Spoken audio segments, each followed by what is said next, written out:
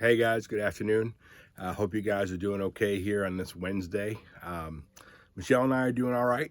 We are fighting through the symptoms, if you will.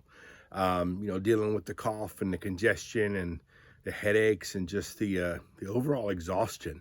I tell you, I wouldn't wish this on anybody.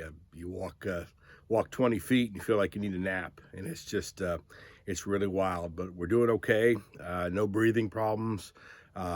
Heart rate's normal, pulse ox is good, so we're just kind of hanging in there, and then doing what we're supposed to do. Take some vitamins, some over-the-counter stuff, just treating the symptoms. So we're doing good.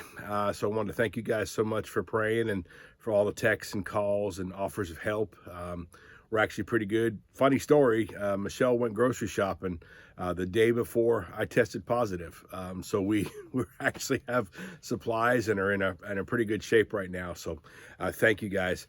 But I wanted to give you this quick devotional, something to kind of think about. And obviously spending 4 days in the house has kind of given me pause and allowed me to kind of think about some things.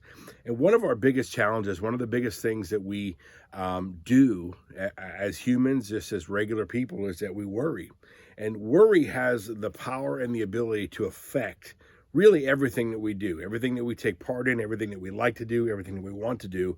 We can worry that, well, what if this happens? What if that happens? What if this doesn't work out? Or what if this event happens? And naturally, when we worry, it can wreak havoc on our mood. It can affect the way that we think about things. It can destroy our looking forward to going and doing things.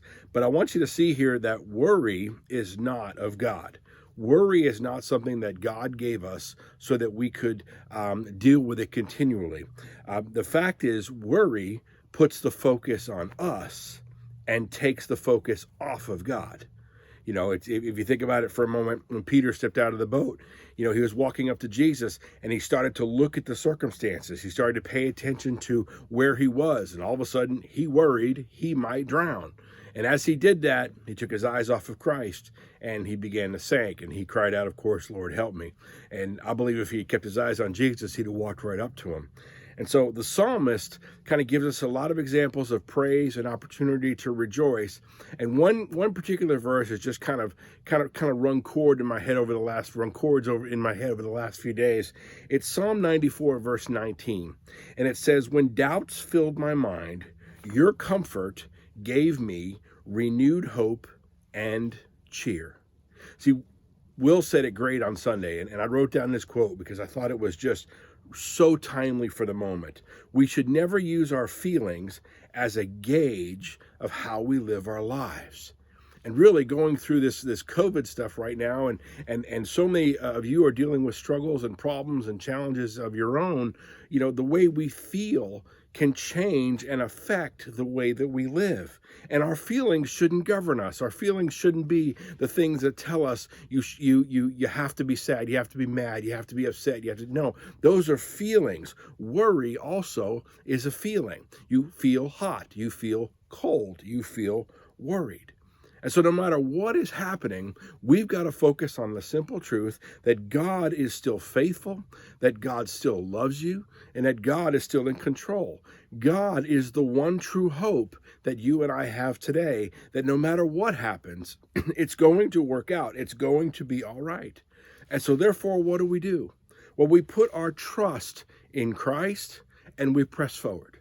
We devote ourselves to living our lives for Him, and we move through the circumstance.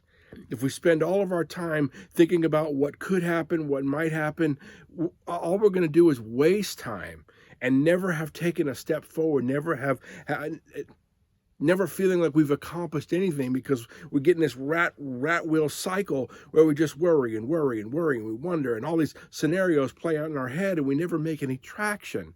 And the psalmist says, look, when doubts filled my mind, when I worried, your comfort gave me renewed hope and cheer. And we ought to be looking at that and saying, you know what, God, you renew my hope.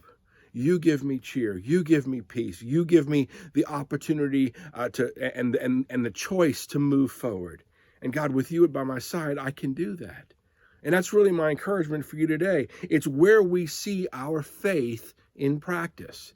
if we believe that he is the author and finisher of our faith, if we believe that he has our best intentions in mind, if we believe that everything we do is because we want to honor and serve him, we won't worry about what could be, might be, should be, etc. We'll worry about, is my God pleased with me? Am I focused on doing the things that God has me doing? So on behalf of Michelle and I just want to thank you guys so much for praying. I want to tell you that we are not worried. Obviously, we don't feel great, but we're still looking forward. We are still rejoicing in what God is doing, because even in this, God's present. Even in this sickness, God says, I got this. I'm not surprised. I know what's going to happen. And now, TJ and Michelle, I just want you guys to stay faithful to me.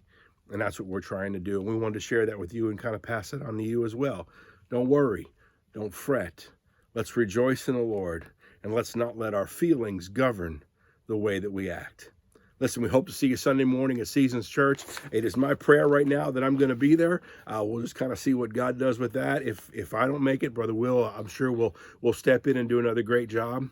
And I just want to tell you how much we love you. And we do appreciate you guys. We love serving there at Seasons, and just can't wait to see what the future holds.